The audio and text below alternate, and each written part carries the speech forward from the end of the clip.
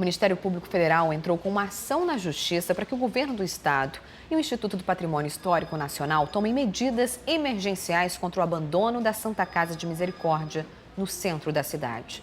O local foi invadido por moradores de rua e é usado como estacionamento. Desde 2014, o Ministério Público Federal tenta evitar a destruição do prédio da Santa Casa de Misericórdia no centro.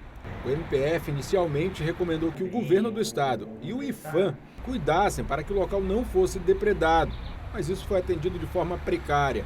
Isso mostra que o Ministério Público Federal, antes de recorrer à Justiça, tentou resolver a situação de maneira consensual, de maneira administrativa. No entanto, essa recomendação não foi acatada. Depois de 2 anos é possível afirmar isso com segurança, então por isso o Ministério Público Federal decidiu acionar o Poder Judiciário para obrigar tanto o IPHAN quanto o Governo do Estado a, nesse caso, atuarem conjuntamente para garantir não ainda a restauração, mas para adotar medidas emergenciais para evitar a ruína e o desabamento do prédio. Até a vigilância privada, que chegou a impedir a invasão do local, foi suspensa depois que o governo atrasou o pagamento da empresa.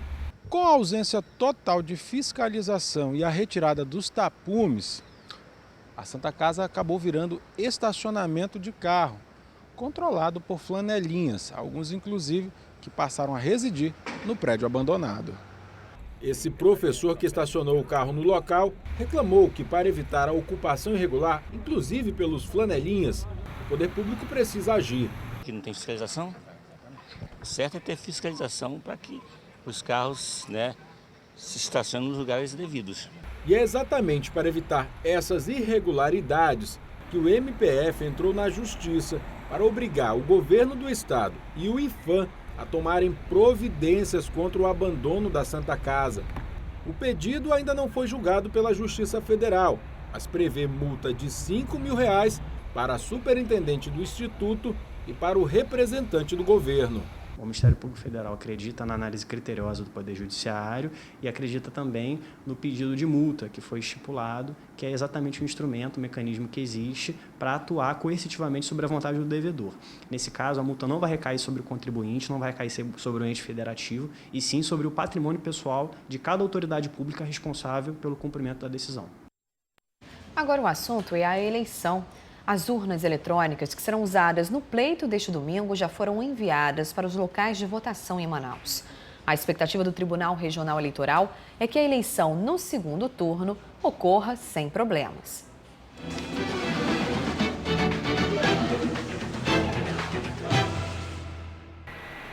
Todas as 3.600 urnas que serão usadas na eleição foram para os locais de votação nessa sexta.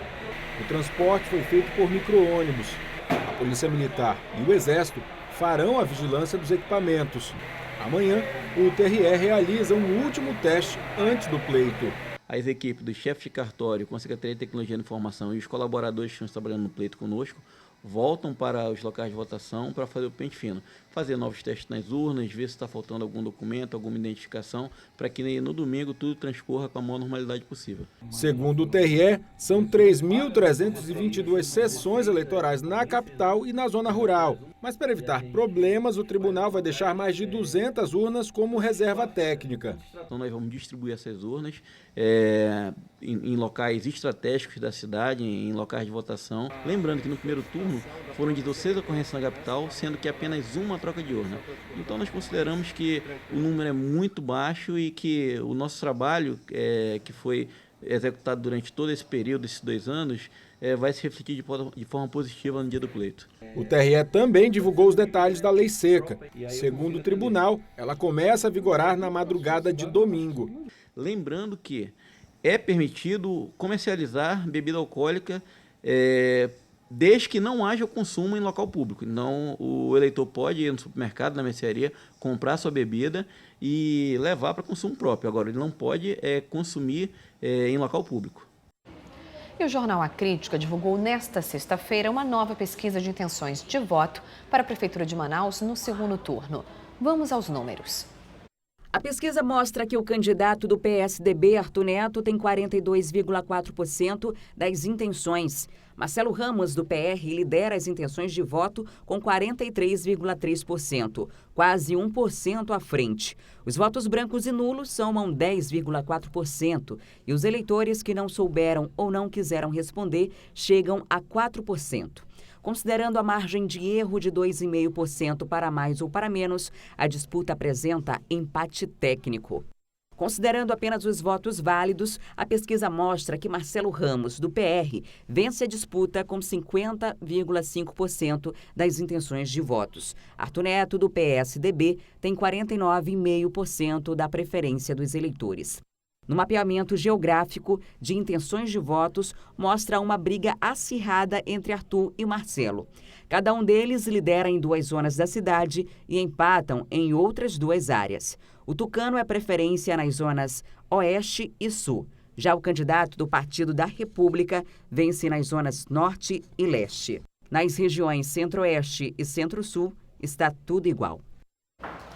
A pesquisa foi realizada pelo Instituto Projeta nos dias 25 e 26 de outubro e ouviu 1.000 eleitores em todas as zonas da cidade. A margem de erro é de 2,5 pontos percentuais para mais ou para menos e o nível de confiança é de 95%.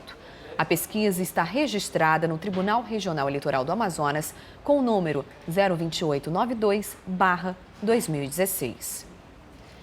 E atenção, estudantes, o INEP está fazendo plantão para atender os participantes do Enem. As dúvidas podem ser tiradas pelo telefone 0800 61 61 61. O serviço funciona das 8 da manhã até as 8 da noite, horário de Brasília. O atendimento será normal neste fim de semana e também no feriado de finados, na próxima quarta-feira. O cartão de confirmação e os locais de prova já estão disponíveis na internet e também no aplicativo nas plataformas Android, iOS e Windows Phone. As provas serão aplicadas nos dias 5 e 6 de novembro. E veja daqui a pouco a animação dos idosos no encerramento das atividades do Outubro Rosa. A campanha social mostra como é possível mudar o visual e ainda ajudar mulheres com câncer. E ainda o alerta contra o AVC, a segunda maior causa de morte do país. Os detalhes já já.